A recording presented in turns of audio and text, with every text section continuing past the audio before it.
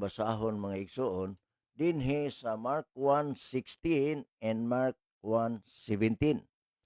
Nagayon dinhi, now as he walked by the Sea of Galilee, referring to Christ, he saw Simon and Andrew his brother casting a net into the sea, for they were fishers.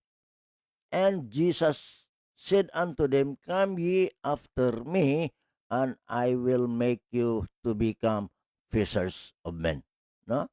So, kini nga mga teksto naghulagway lamang nga si Ginisos nagapangita og mga tao nga mahimong mananagat og tawo kadtong mga tao diin gipangita usab ni Ginoong Hesus mga kaigsunan.